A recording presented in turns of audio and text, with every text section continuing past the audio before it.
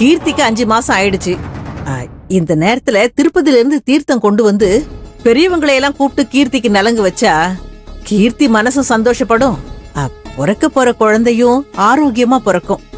இந்த ஐதீகம் உனக்கும் தெரியும். அதான் கீர்த்திக்கு நலங்கு வைக்கலாமான்னு மாப்பிள்ள கிட்ட கேட்டேன்.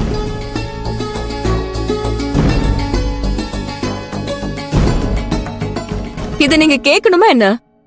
கண்டிப்பா கீர்த்திக்கு ஒரு நல்ல நாளை பார்த்து திருப்பதி தீர்த்தத்தை எடுத்துட்டு வந்து நலங்கு வைப்போம். இதுல என்ன குழப்பம் இருக்கு? மா, என்னம்மா எதுவும் பேசாம இருக்கீங்க? இல்லப்பா, நான் சொல்றேன்னு தப்பா நினைச்சுக்காத. இப்ப நம்ம குடும்பம் இருக்கிற நிலைமையில இப்படி ஒரு ஃபங்க்ஷனை எப்படி நடத்துறதுன்னு தெரியல. அதான் ஒரே யோசனையா இருக்கு. அதானே பார்த்தேன். எப்படி என் பொண்ணுக்கு கேட்ட உடனே சந்தோஷமா நலங்கு வைப்பீங்க? இதே செல்வியோ இல்ல ஓம் பொண்ணோ முழுகாம இருந்திருந்தா இப்படித்தான் இருந்திருப்பீங்களா? என் பொண்ணு கீர்த்தினாதான் உங்க எல்லாருக்கும் இளக்காரம். இங்க பாரு ராஜேஸ்வரி, எதுவா இருந்தாலும் யோசிச்சு பேசு. சும்மா வாய்க்கு வந்தபடி எல்லாம் பேசாத. எப்ப பார்த்தாலும் தப்பா தான் பேசுவியா? அத்தை, இத பாருங்க, அம்மா காரணமா தான் சொல்றாங்க.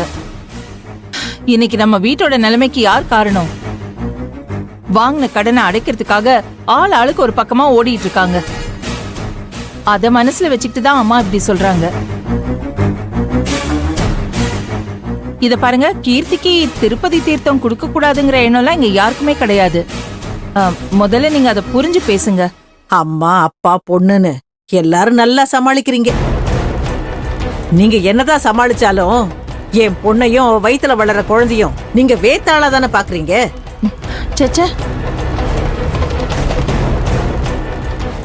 ராஜேஸ்வரி, என்ன பேச்சு பேசுற நீ? கீர்த்தி வயித்துல வளர்ற குழந்தை இந்த குடும்பத்தோட முதல் வாரிசு. என் புள்ள திருவோட குழந்தை அது. அது எப்படி நாங்க வேற ஆளா பாப்போம்? அது எங்க குடும்ப வாரிசு. அது மேல எங்களுக்கு அக்கறை இல்லாம போயிடுமா? அத்த, வயசாகுதே தவிர யார்கிட்ட என்ன பேசணுங்கிற ஒரு இங்கிதமே தெரியாதா?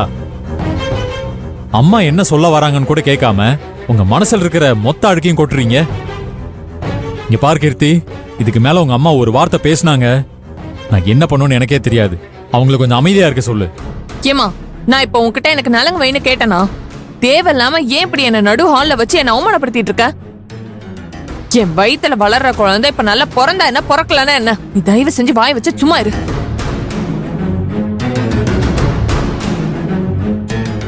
ஏண்டி, இதே மகாவோ செல்வியோ இருந்திருந்தா இப்படித்தான் வீட்டோட நிலைமை அது இதுன்னு சொல்லுவாங்களா?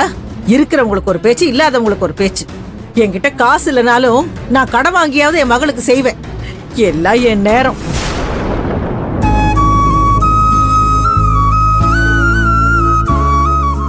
கீர்த்தி, இப்ப எதுக்கு நீ இப்படி பேசுற?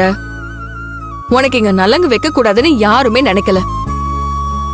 இந்த வீட்டோட முதல் வாரிசை சுமந்துகிட்டு இருக்க. உனக்கு நிச்சயமா திருப்பதில இருந்து தீர்த்தத்தை எடுத்துட்டு வந்து எல்லாருமே சேர்ந்து இருந்து நலங்கு வைப்போம். பெரியவங்க ஒரு நல்ல நாள் பார்த்து ஏற்பாடு பண்ணோம்னு நினைச்சிருப்பாங்க. இப்ப நீ கேட்டதால நான் சொன்னேன். கேட்கலனாலும் உன் சார்பா சொல்றேன். கண்டிப்பா உனக்கு நலங்கு வைப்போம். இது நான் உனக்கு கொடுக்கிற உறுதி. அம்மாடி செல்வி, நான் எதுக்கு யோசிச்சேன்னா, அத்த, நீங்க என்ன யோசிக்கிறீங்கன்னு எனக்கு தெரியும். அதுக்காக வீட்டோட முதல் வாரிசுக்கு செய்ய வேண்டிய கடமைய நம்ம செய்யாம இருந்துடக்கூடாது. எல்லாரும் ஒரு பக்கம் ஓடிக்கிட்டே தான் இருப்போம். ஆனா அதே சமயத்துல வீட்டுல நடக்க வேண்டிய நல்லதையும் நம்ம கொண்டாடாம விடக்கூடாதுல.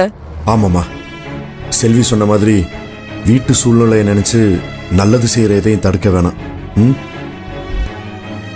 சரி விடுங்கம்மா. இப்ப நிலைமை நல்லா தானே இருக்கு.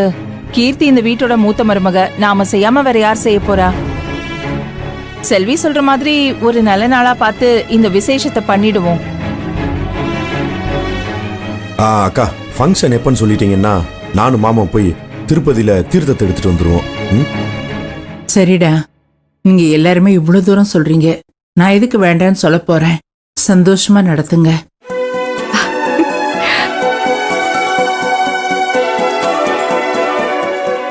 அத்தையே சொல்லிட்டாங்க.